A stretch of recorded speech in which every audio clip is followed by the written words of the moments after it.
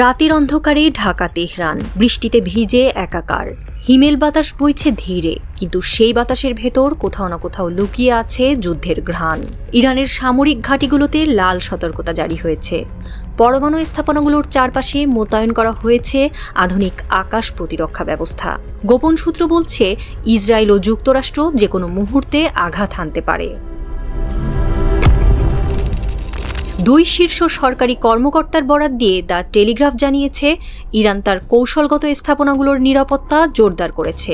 Natanz, ফর্ডো ও বুশেহরের পরমাণু কেন্দ্রে নতুন করে ক্ষেপণাস্ত্র প্রতিরক্ষা ব্যবস্থা বসানো হয়েছে। একজন ইরানি কর্মকর্তা বলেছেন, আমরা প্রতি রাতে হামলার আশঙ্কায় আছি। আমাদের প্রতিটি ঘাঁটি সর্বোচ্চ সতর্ক অবস্থায় রয়েছে। কিন্তু প্রশ্ন হলো, যুক্তরাষ্ট্র ইসরায়েলের হামলা কি ইরানের প্রতিরক্ষা ব্যবস্থার সাথে কুলিয়ে উঠতে পারবে?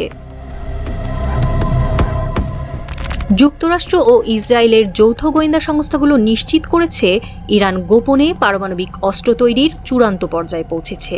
যদি এখনই কিছু করা না হয়, তবে মধ্যপ্রাচ্যে পরবর্তী পরমাণু শক্তিধর দেশ হবে ইরান, যা ইসরায়েলের অস্তিত্বের জন্য সবচেয়ে বড় হুমকি।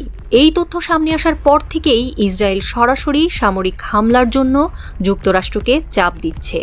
বিশ্লেষকরা বলছেন, ইসরায়েল এককভাবে ইরানের পরমাণু কেন্দ্র গুঁড়িয়ে দিতে পারবে না, যুক্তরাষ্ট্রের সহায়তা লাগবে। হোয়াইট হাউসের কর্মকর্তাদের বরাত দিয়ে টেলিগ্রাফ জানিয়েছে, যুক্তরাষ্ট্র সব ধরনের বিকল্প বিবেচনায় রেখেছে। যুক্তরাষ্ট্র ও ইসরায়েল সরাসরি হামলার আগে কয়েকটি বিকল্প কৌশল বিবেচনা করছে। বিশ্লেষকরা তিনটি স্ট্র্যাটেজির কথা বলছেন।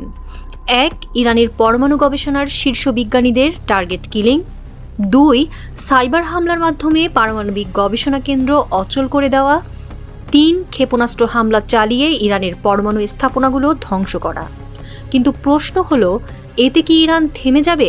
গত বছর 200টি ক্ষেপণাস্ত্র ছুড়ে ইসরায়েল আক্রমণ করার সাহস দেখিয়েছিল খামেনির দেশ, যেগুলোর বেশিরভাগ ইসরায়েলের আকাশ প্রতিরক্ষা ব্যবস্থা ফাঁকি দিয়েছিল সফলভাবে। ইরান একদমই বসে নেই। দেশটির বিপ্লবী গার্ড বাহিনী IRGC সম্প্রতি প্রকাশ্যে এনেছে মিসাইল সিটি, যেখানে মাটির নিচে শত শত ব্যালিস্টিক ও ক্রুজ মিসাইল প্রস্তুত রাখা হয়েছে। ইরানের প্রতিরক্ষা মন্ত্রী সাফাবি ঘোষণা দিয়েছেন, যদি আমাদের স্থাপনায় হামলা হয়, তবে আমরা ইসরায়েলের হৃৎপিণ্ডে আগুন জ্বালিয়ে দেব। ইরান ইতিমধ্যেই পারস্য উপসাগরে মোতায়েন মার্কিন যুদ্ধজাহাজগুলোর দিকে নজর রাখছে। এক সামরিক সূত্র বলছে, যুক্তরাষ্ট্র বা ইসরায়েল যদি হামলা চালায়, তবে ইরান শুধু প্রতিরোধ করবে না, তেহরান থেকে তেল আবিব পর্যন্ত ক্ষেপণাস্ত্র উড়িয়ে দেবে। পারস্য উপসাগরের কাছাকাছি থাকা সমস্ত নৌঘাঁটি পানিতে ডুবিয়ে দেবে। ইরানের সর্বোচ্চ নেতা আয়াতুল্লাহ খামেনি সম্প্রতি উচ্চ পর্যায়ের সামরিক বৈঠক করেছেন। তিনি স্পষ্ট বার্তা দিয়েছেন, ইরান আঘাত সহ্য করবে না। আমাদের অস্তিত্ব বিপন্ন হলে তেল আবিবও রক্ষা পাবে না। IRGC কমান্ডার জানিয়েছে, আমরা 2000 কিলোমিটার পাল্লার ক্ষেপণাস্ত্র তৈরি করেছি। যদি যুক্তরাষ্ট্র ও ইসরায়েল হামলা চালায়, আমরা পারস্য উপসাগর থেকে তেল আবিব পর্যন্ত আগুন জ্বালিয়ে দেব। ডোনাল্ড ট্রাম্প তার ম্যাক্সিমাম প্রেশার নীতি পুনরায় শুরু করেছেন। ইরানের তেল রপ্তানি শূন্যে নামানোর চেষ্টা চলছে। ট্রাম্প বলেছেন, ইরান পরমাণু কর্মসূচি ছাড়া চুক্তিতে সই না করলে আলোচনার দরজা বন্ধ। কিন্তু ট্রাম্প সরাসরি যুদ্ধ চান কিনা সেটি অস্পষ্ট। একজন মার্কিন গোয়েন্দা কর্মকর্তা জানিয়েছেন, ট্রাম্প আলোচনার কথা বলছেন, কিন্তু যুদ্ধের জন্য প্রস্তুত আছেন। ওভাল অফিসে গভীর রাত। ট্রাম্প জানালা দিয়ে বাইরের অন্ধকার দেখছেন। কক্ষে পিনপতন নীরবতা। তার একজন গুরুত্বপূর্ণ উপদেষ্টা একরোখা ট্রাম্পকে পরামর্শ দিচ্ছে, মিস্টার প্রেসিডেন্ট, যুদ্ধ শুরু করা সহজ, কিন্তু শেষ করা কঠিন।